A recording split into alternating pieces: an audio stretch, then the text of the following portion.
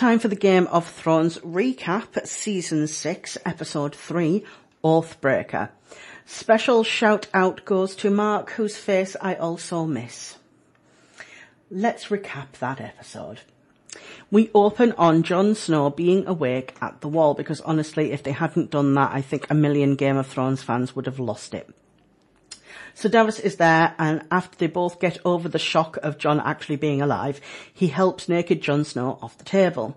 Melisandre comes in and is more shocked than Jon Snow, which is impressive because he was the dead one. Jon remembers being stabbed, particularly by Ollie the little git.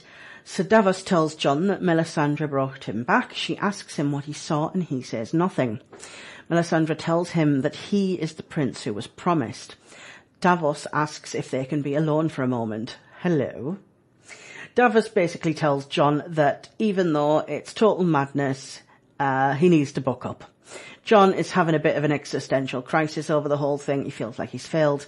And Jon emerges to his brothers of the Night's Watch dressed and all non-white walkery. And to be honest, I think the Night's Watch are the only guys who are actually surprised that Jon Snow came back to life. Tormund Giantsbane tells Jon that the men think he's a god, but he doesn't think he is because he's seen Jon's dingle-dangle, and it's too small to be that of a god's. They hug it out, and then Jon sees his friend Ed, aka the last of his mates alive, and they hug it out too. And they look like they might have a bit of a kiss later. Jon makes a joke, and then Ed wonders if it's really Jon in a joking way.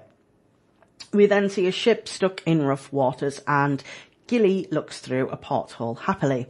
Sam isn't as excited as Gilly to be on the ship, and I forget how adorable they are together. Sam's sick, Gilly's adorable. Sam breaks it to her that she can't stay at the Citadel, and he's taking her home to meet his parents. Gilly's a bit annoyed with him. We see baby Sam, who has grown a bit and is utterly adorable. Sam tells Gilly he doesn't care about the world, he doesn't care about the wall, he cares about her and little Sam. Gilly appreciates it and calls Sam the father of her son, which is very touching, and then he vomits again. We then see a man polishing his sword, and that's not a euphemism. I believe it's flashback time as I spy Targaryen symbols on soldiers' armour. We see Bran and the three-eyed raven, who I'm just going to refer to as Ming from now on, looking over the scene. They observe a young Ned Stark and Howland Reed, who is Mira's father, and this is meant to be a big deal to the book readers. I haven't read the books, I've just read the synopsis on Wikipedia. They approach the tower. Bran spots Sir Arthur Dayne again, meant to be a big deal in the books. Ned greets them and tells Dayne he missed him at the Battle of the Trident, which is the battle where Rhaegar Targaryen died. They tell Ned that the prince wanted them there guarding the tower. Dayne wishes Ned good fortune, and there's a good bit of hacking and slashing and sword fighting, leaving Sir Dayne to take on 4 men at once, and honestly, it's awesome. He kills 3 of the men with no problem, leaving Ned last. Bran observes that Sir Dayne is a much better sword fighter, and he doesn't understand what's happening. Dayne disarms Ned, about to defeat him, when Howland Reed pops up and stabs Dayne in the back, allowing Ned a chance to grab his sword and kill him. We then hear a woman and a baby cry. Ming says they've seen enough, and the entire internet explodes with rage as we are prevented from going into the tower. We know what's in there.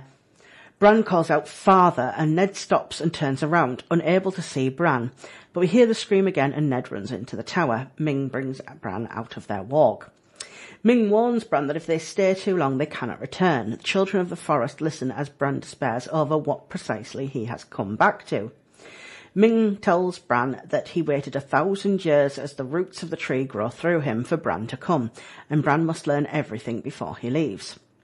We then cut to Dany and the Dothraki horde. Apparently they've arrived at the Dothraki home for widowed Khaleesi's. The widows strip her off and take her necklace and give her a potato sack to wear.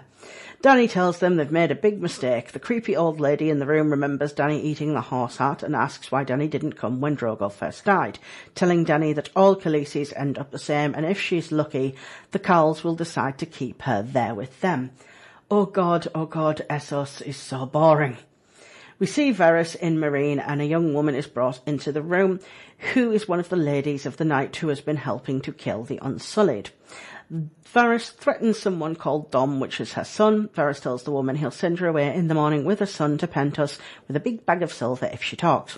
We then cut to Dany's small council, where it's really awkward, and Tyrion is trying to fill the awkward silence by babbling. Grey Worm doesn't particularly prove himself to be a conversationalist. Tyrion wants to play a drinking game, but the others don't. He's visibly relieved when Varys returns, finding that the masters of Astapor, Yunkai and Volantis are paying for the Sons of the Harpy. Honestly, Game of Thrones, it's getting so boring, nothing is happening there. We then cut to Master Qyburn, who is treating some children. It's been a while since we've seen the Frankenstein, and it turns out that the children are Varys' little birds. Qyburn gives the children candied plums, and it seems he's now using them for his own whispers. The mountain zombie comes into the room, and it's confirmed, as if there was any doubt, that he is Sir Gregor Clegane, the Mountainstein, apparently. Jaime and Cersei are also in the room, didn't actually see them enter. Qyburn sends the children off. Jaime wants to send the Mountainstein in to kill the High Sparrow. Cersei has plans to have little birds up and down Westeros. Grand Master Pycelle is complaining in the small council about Qyburn as Jaime, Cersei and the mountain zombie walk in. Pycelle actually poops himself. That's not hyperbole. He actually poops himself. Lady Olenna is there, which is great because she's awesome, and Keevan, Lannister and the rest decide that they don't need Cersei and leave, refusing to speak to them. We see the High Sparrow praying as Tommen comes to see him. The High Sparrow is being a total douche and won't let Cersei see Myrcella's grave. Tommen is super annoyed. The High Sparrow talks some nonsense for a few minutes, and then we go to something interesting. Arya and the obnoxious girl, whose character name I refuse to look up. They train and play the game of faces. Arya is trying to learn to do the things, though she's blind, and is getting better at everything. Jaqen H'ghar gives Arya a cup of death water, and she drinks it, which restores her sight. We then see banners of the Umbers riding through the countryside, passing a few flayed men to the new Lord Crazy Bolton. Great Jon Umber is apparently dead, and the Umbers are annoyed with Jon Snow for bringing wildlings into the north, so they've brought Ramsay a present. And I wish I'd called this last week on the actual show instead of just in real life to my friends, but he's brought Osha and Rickon back to Winterfell. Ramsay couldn't be happier. They've killed Shaggy Dog, which means they're beyond evil. Back at the wall, Ed comes to Jon Snow, telling him it's time. Jon goes out to where the traitors are all strung up, and the traitors are super annoyed that Jon's actually alive. One asks Jon if he'll write to his mother. Thorne can't believe his eyes, but is still unbelievably smug. And Ollie, the little git, Reddit will be so happy. I'm quite happy, to be honest with me. Jon draws his sword, pauses for a moment, then cuts the rope, hanging the traitors. Yay, Ollie is dead. There's a good long shot of it, and how has this show made me cheer for child murder? Jon gives Castle Black to Ed. His watch has ended. Jon leaves the Night's Watch, and the episode ends. Wow, like almost all living Starks in one episode. They honestly should have put Sansa in there instead of the boring High Sparrow stuff, really. They could have had all the Starks in one episode.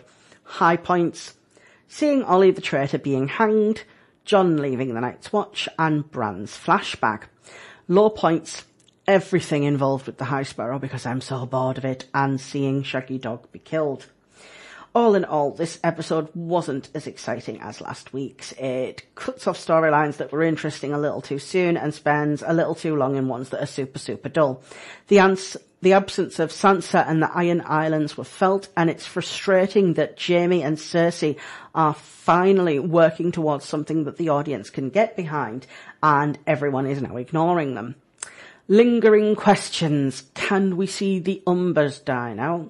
Will Sansa miss Jon at the wall? Where the hell is Littlefinger? Is Gendry still rowing to Flea Bottom?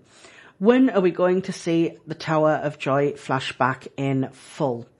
Is the Mountainstein going to die again? And if he does, can Jaime and Cersei reenact Weekend at Bernie's? All these questions and more. We'll be doing another Game of Thrones recap next week. That's it for Airtime of the Geek. Tune in next week for more top 10s, news and reviews. Comments, queries, suggestions, you can follow me on Twitter. It's at Airtime Geek. You can follow me on Instagram at Airtime of the Geek. You can email me. It's paulab@ignitionradio.co.uk.